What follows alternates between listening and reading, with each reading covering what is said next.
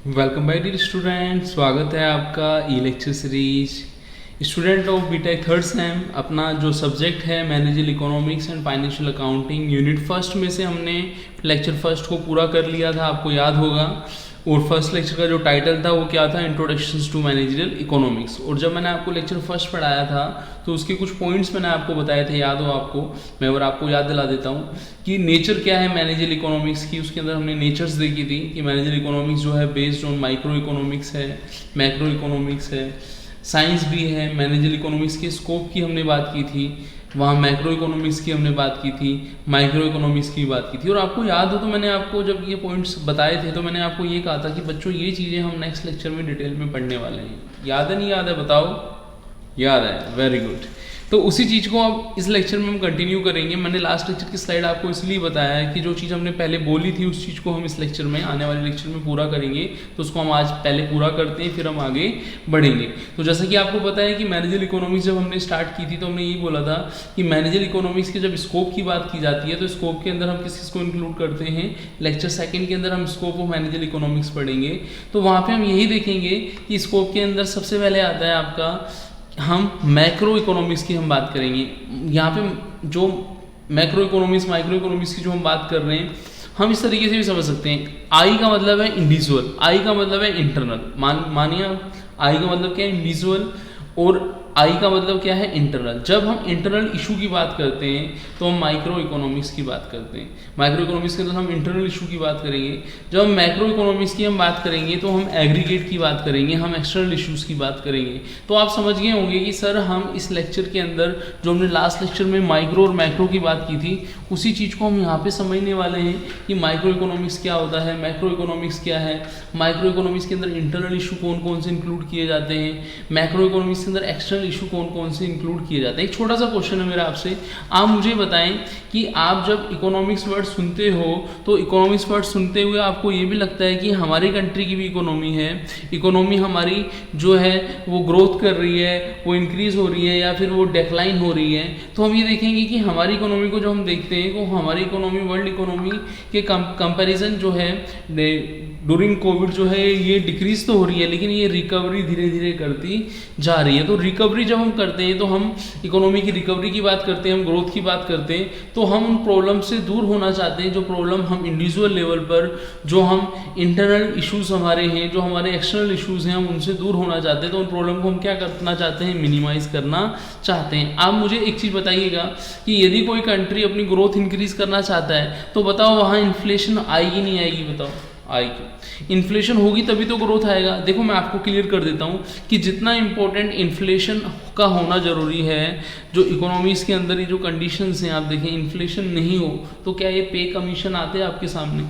आप देखें पहले 6 कमीशन फिर 7 पे कमीशन, हर 10 साल जो है सैलरी रिवाइज हो रही है, तो वो इन्फ्लेशन के कारण ही तो हो रही है। आप ये देखें कि जो हम इन्फ्लेशन को कैलकुलेट करते हैं तो जो उसका एक बास्केट है जिसके अंदर हम जिन गुड्स को इंक्लूड करते हैं उनके प्राइस को देखा जाता है कि बिफोर दैट पीरियड वो प्राइसेस क्या थे और एट प्रेजेंट वो प्राइसेस क्या हैं। फिर हम ये देखते हैं कि कंपैरिजन करते हैं कि वो प्राइस बढ़े हैं या फिर घटे। अब आप मुझे एक बात बताइएगा, जब प्राइसेस बढ़े हैं या घटे की बात हम कर रहे हैं तो कहीं ना कहीं हम बात कर रहे हैं उन इशूज़ की बात कर रहे हैं जो इंटरनली रिलेटेड है, उन इशू की बात कर रहे हैं जो एक्सटर्नली रिलेटेड है। यस और नो बोलो? तो आप कहेंगे यस सर बिल्कुल सही कह रहे हैं सर आप। मैनेजरियल इकोनॉमिक्स के अंदर हम इंटरनल इश्यूज की बात करेंगे, हम एक्सटर्नल इश्यूज की बात करेंगे, हम उन क्रूशियल प्रॉब्लम्स की बात करेंगे जो हम इंडिविजुअल लेवल पर फेस करते हैं, जो हमारी इकोनॉमिक एग्रीगेट लेवल पर जो है वो फेस करती है। तो हम शुरुआत करते हैं सबसे पहले माइक्रो इकोनॉमिक्स जो है ऑपरेशनल या इंटरनल इशू से हम शुरुआत करते हैं।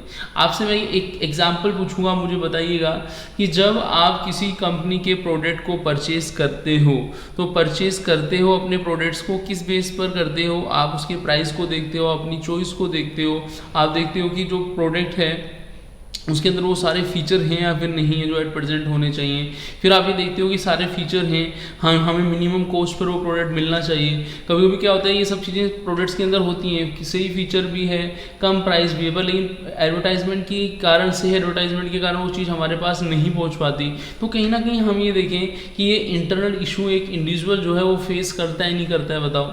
कभी कभी ऐसी स्थिति हमारे सामने आती है कि इस तरीके के प्रोडक्ट्स को हम परचेज नहीं कर पाते और बाद में जब हमारी नॉलेज में आता है कि इस समय ऐसा हुआ था तो हमें थोड़ा सा फील होता है ना कि वो चीज़ हमें क्यों नहीं मिली।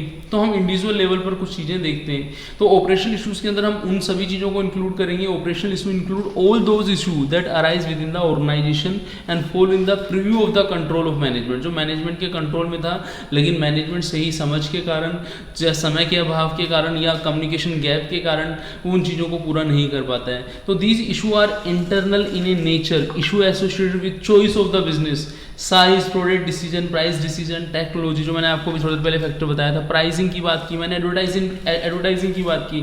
हम कभी भी बात करते हैं सब चीज़ें होती हैं लेकिन हमारे पास पैसा नहीं होता, फाइनेंसिंग का भी इशू हो सकता है, ठीक है ना। तो हमें इन सब चीज़ों को, इतने सारे एग्जाम्पल को ऑपरेशनल इशू के अंदर समझना है कि वो इंटरनल इशू का पार्ट है, जो इंडिविजुअल लेवल पर, मैनेजमेंट लेवल पर वो इशू क्या किए जाते हैं, फोरकास्ट किए जा सकते हैं, एनालाइज किए जा सकते हैं और हम इस तरीके की पॉलिसीज़ बनाते हैं कि आगे आने वाले टाइम के अंदर हम इस तरीके की प्रॉब्लम नहीं फेस करें, हम ऐसे डिसीजन लें जिससे हमें लॉस नहीं हो, हम मैक्सिमम प्रॉफिट एनालिसिस कर सकें, हम रिस्क को अवॉइड कर सकें, हम रिस्क को मैनेज कर सकें। इन सब चीज़ों को हमें समझना है। तो जब हम स्कोप ऑफ मैनेजल इकोनॉमिक्स के अंदर माइक्रो इकोनॉमिक्स को हम समझते हैं तो वहाँ पे हम इन्हीं फैक्टर्स पर बात करते हैं। जैसे आप देखिए सबसे पहले फैक्टर आपके सामने क्या आ रहा है, डिमांड एनालिसिस। अच्छा, जब आप किसी प्रोडक्ट्स की बात करते हो तो कंपनी उस प्रोडक्ट्स का प्रोडक्शन करने से पहले आप मुझे बताओ उसकी डिमांड एनालिसिस करेगी या नहीं करेगी, बताओ। डिमांड फोरकास्ट करेगी या फिर बिना फोरकास्ट के ही वो प्रोडक्शन कर देगी, बताओ बच्चों, कि बिना फोरकास्ट के ही प्रोडक्शन करेगी, बताओ।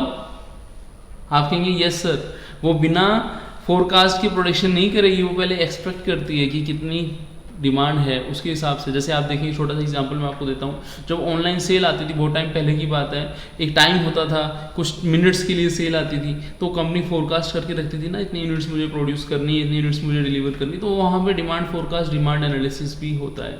हम जब बात करते हैं डिमांड फोरकास्ट की बात करते हैं तो उससे पहले हमें प्रोडक्शन या कॉस्ट एनालिसिस करना पड़ेगा, नहीं करना पड़ेगा, कि हमें कॉस्ट इतनी भी ज़्यादा नहीं रखनी कि कस्टमर को वो चीज़ महंगी लगे और इतनी सस्ती भी नहीं रखनी कि वो चीज़ें हमें सप्लाई करने पर लॉस हो। आई थिंक मैंने बहुत टाइम पहले देखा था, नियर अबाउट ये बात है 2011 की बात है आई थिंक, तो उस समय कुछ इस तरीके के प्रॉमिस किए गए थे कुछ प्रोडक्ट्स के कि मार्केट में वो नॉर्मली जैसे 3000 4000 का था, पर उसको 1000 रुपीज़ पर ही कंपनी ने लोगों से पैसा भी इकट्ठा किया था, लेकिन वो उस ऑर्डर को पूरा नहीं कर पाई थी कंपनी।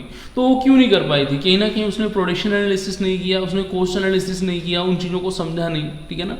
और मैं ये नहीं कह रहा कि सभी कंपनियाँ नहीं कर पाती, बेटा कुछ कंपनियाँ इतने अच्छे एग्जाम्पल हैं कि वो जो कमिट करती हैं उस चीज़ को, प्रोडक्ट एनालिसिस को करने के बाद, कॉस्ट एनालिसिस को करने के बाद वो सब चीज़ें करती हैं। इसके लिए सबसे इंपॉर्टेंट चीज़ क्या है, आपको इन्वेंट्री मैनेजमेंट आता हो। इन्वेंट्री को तो समझ रहे हैं। सपोज आपने देखा कि हमें इतना मटेरियल जो है, हमारा रीऑर्डर लेवल इतना होना चाहिए, हमारा मिनिमम लेवल इतना होना चाहिए, हमारा मैक्सिमम लेवल इतना होना चाहिए। एक छोटा सा एग्जांपल मैं आपको देता हूँ। यदि एक शॉपकीपर अपनी दुकान के अंदर उस सामान को ज़्यादा भर ले जिसकी डिमांड नहीं है, तो आप बताओ उस सामान को रखने की कॉस्ट, उसमें पैसा लगाने, पैसा बर्बाद किया उसने कुछ टाइम के लिए, उसकी कॉस्टिंग उसको बियर करनी नहीं करनी होगी। तो इसके अलावा उसको उन चीज़ों को रखना चाहिए जिसकी डिमांड क्या है, ज़्यादा है। तो इन्वेंट्री मैनेजमेंट हम कैसे करेंगे? मार्केट स्ट्रक्चर की हम बात करें कि जब प्रोडक्ट की प्राइस जो है, डिमांड ज़्यादा होने के बावजूद प्राइस हमने कम रखी होती है, तो हम कुछ प्राइस बढ़ा सकते हैं। ऐसे प्रोडक्ट जिनकी डिमांड कम है तो उनके प्राइस हम थोड़े कम कर सकते हैं। तो कहीं ना कहीं हमें मार्केट स्ट्रक्चर को, प्राइसिंग पॉलिसी को समझना होगा। हमें रिसोर्सेज को उसी हिसाब से एलोकेट करना होगा। एक छोटा सा एग्जांपल मैं आपको देता हूँ। आपको पता है कि जो मिठाइयों का बिजनेस होता है, जो मिठाई वगैरह बनाते हैं, मिष्ठान भंडार वगैरह आप सुनते हैं, तो वो क्या करते हैं, जो मावा होता है उससे बहुत सारी चीज़ें बना सकते हैं, ठीक है ना।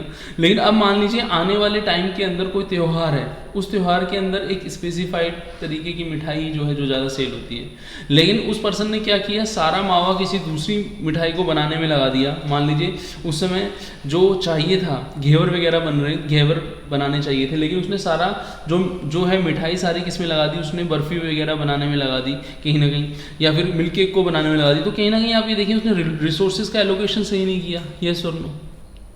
आई बात समझ। ऐसे जो भी अपने फेस्टिवल है उसके अकॉर्डिंग उसको अपने रिसोर्सेज को एलोकेट करना चाहिए था, उसने उस तरीके से नहीं किया। जब हम बात करते हैं पैसा लगाने की और पैसा निकालने की, तो पैसा पहले हमें उधार लेना है, फिर पैसे को लगाना है। तो पैसा हमें सस्ता मिले, कम कॉस्ट पर मिले, हमें इन्वेस्टमेंट किस में करना है, इन्वेस्टमेंट डिसीजन लेना है। तो मैं आपको एक टॉपिक पढ़ाऊंगा बच्चों, उसका टाइटल था कैपिटल बस्टिंग।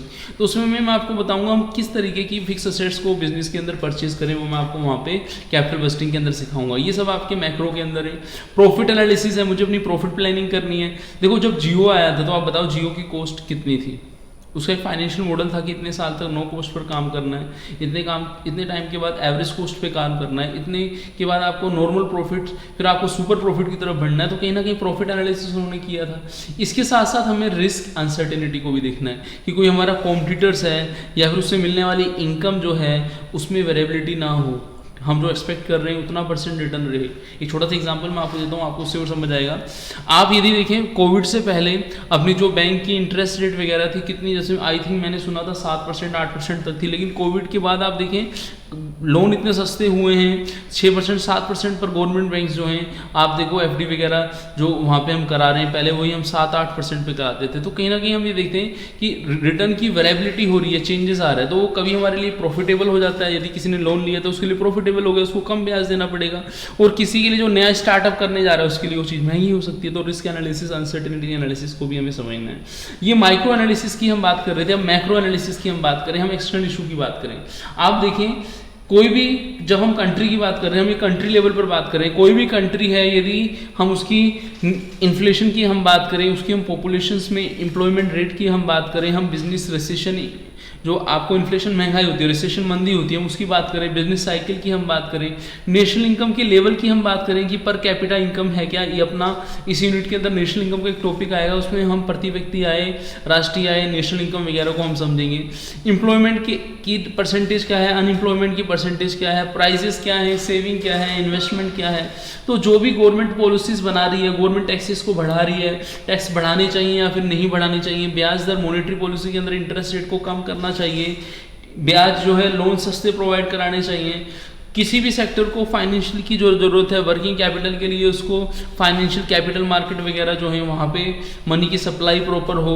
ऑर्गेनाइजेशन के अंदर हम ये देखें, सोशल इकोनॉमिक ऑर्गेनाइजेशन के अंदर हम देखें कि बहुत सारे ऑर्गेनाइजेशन ऐसे रहते हैं जहाँ ट्रेड यूनियन, प्रोड्यूसर, कंज्यूमर वगैरह की यूनियन रहती हैं, तो उनके भी बेनिफिट को हमें ध्यान रखना है, हमें सोशल पॉलिटिकल एनवायरनमेंट को ध्यान रखना है। तो ये सब चीज़ें एक्सटर्नल होंगी नहीं होंगी बताएं। जब आप एनवायरनमेंट एनालिसिस पढ़ेंगे आगे वाली क्लासेस के अंदर, तो वहाँ पे आप देखेंगे कि एक्सटर्नल एनवायरनमेंट के अंदर हम किसको बात कर रहे हैं, political, P, E economical, S socio, T technology, L आपका जो है लीगल और G क्या है ग्लोबल। तो इन सब चीज़ों को हम किस में इंक्लूड करते हैं, मैक्रो इकोनॉमिक्स फैक्टर के अंदर। सोशल हुआ आपका, पॉलिटिकल हुआ आपका, इकोनॉमिक हुआ, इन सब चीज़ों को हम मैक्रो इकोनॉमिक्स के अंदर इंक्लूड करते हैं। तो इस लेक्चर के अंदर हमने यही समझा बच्चों कि जो हमारे स्कोप ऑफ इकोनॉमिक्स है उसमें मैक्रो इकोनॉमिक्स के अंदर क्या क्या चीज़ें हैं और माइक्रो इकोनॉमिक्स के अंदर क्या क्या चीज़ें हैं। माइक्रो को हम इंटरनल इशूज़ भी बोलते हैं, मैक्रो को हम एक्सटर्नल इशू भी बोलते हैं। तो इस लेक्चर में हमने स्कोप ऑफ मैनेजर इकोनॉमिक्स को क्या किया, जो पूरा किया है। तो हमने आपको नेक्स्ट लेक्चर में, जो लास्ट लेक्चर हुआ था उसमें यही प्रॉमिस किया था कि नेक्स्ट लेक्चर में हम स्कोप ऑफ इकोनॉमिक्स को थोड़ा डिटेल में समझेंगे। तो उस प्रॉमिस को हमने यहाँ पे पूरा किया। मिलते हैं नेक्स्ट लेक्चर में किसी नेक्स्ट टॉपिक के साथ, ठीक है स्टूडेंट्स। तो थैंक्स।